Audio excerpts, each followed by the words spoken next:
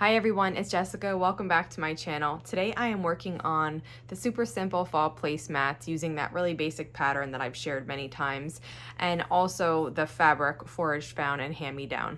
I'm also working on the throw using the panel that came with that fat quarter bundle. So let me show you where I'm at. I finished sewing the 8 placemats that I need for my fall table, and I am putting them on the long arm now. So the first thing I do is just lay them out. I make sure they fit. I have enough batting and backing, and then I base each placemat individually in place. I try to get them as close to each other as I can here. They're not always perfectly in line top to bottom, but I try to get them close. And once they're all basted, I'll start quilting.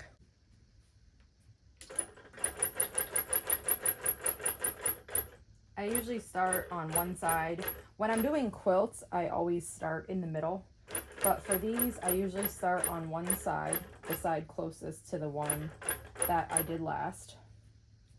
And I get it as close as possible. And here I'm using, I think you could use anything really. Well, the 1 stitch per inch probably wouldn't hold it great. I'm using 2 stitches per inch to base this. I could also use the 4 stitches per inch. And then I just go around the whole placemat, basting it in place. And I usually use my fingers to help me smooth it out to get it to lay nice and spread on the fabric so that it's actually flat. And once I get to the corner, I usually take a stitch or 2 off of it, and then I make sure it's flat and I go back up the other side. If you have a problem doing it like this, you can start in the middle of each side and then work your way out away from the center. When you're finished with one side, then go back to the middle, start and work your way out. Like I said, I do that on quilts, but for these placemats, I've kind of found you can just do it like this. It's not entirely necessary to start at the middle. And now you can see that one is completely basted on. So then I just usually travel across the top here and I baste on the next one. This one's not close yet, so I'll just scoot it over, make it really close, and then I'll continue sewing. I finished quilting the placemats. I love this design. This pantograph is called Opal. It's so pretty. Every time I use it, I love it. I'm always happy with it.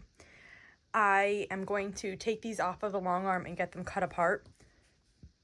I'm not ready to bind them yet because I didn't have a good binding that matched, so I had to order fabric that went with this collection so I could do the binding. So I'm going to take them off the long arm, cut them apart, and then I'm just going to save them till that binding comes in the mail.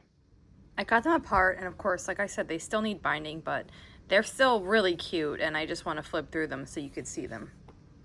I did 8 of them. That's the seat at my main table. I have another table that has 4. I'm thinking maybe I should have did 4 more for that, but that's okay. They don't have to be the same. They can be different. As soon as the binding comes, I'll machine bind them. That's really quick. Even though there's 8 of them, machine binding is really quick. So that's what I'll do for these. And you know, whenever that is, I'll show you the binding that I chose and what they look like after. I also used some of the squares from the placemats to frame this, and I think it looks nice, but I think I'm going to do at least 1 more round and possibly 2 more rounds. I don't know, I'll see. I think it needs a little bit more. So I'm going to do 1 more and then we'll take a look at what it looks like. Here's what it looks like with a second round on. I do think I could stop here and it's beautiful, but part of me is just saying, if you have the squares, go ahead and add a 3rd round. So that's what I think that I will do.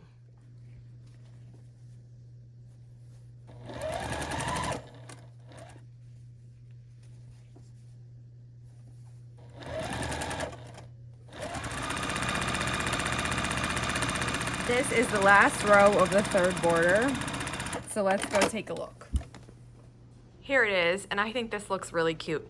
It's quite a bit bigger than I intended it to be. I was originally thinking like a baby size quilt, but this is more like a small throw size.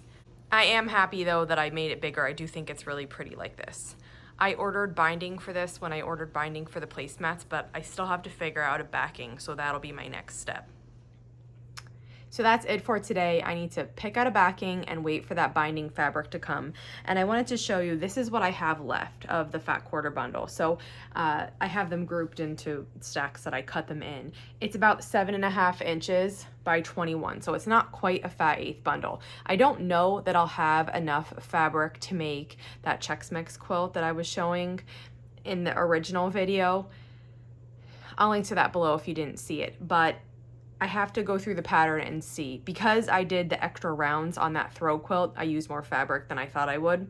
And I don't quite know if I have enough to do that, but there's still plenty of fabric here to do other things with. So I'm gonna look into that pattern, see if it can work, and if not, I will figure out something else to do with this. If you have any questions on this video, just let me know, and if not, I'll see you back here soon. Thanks for following along.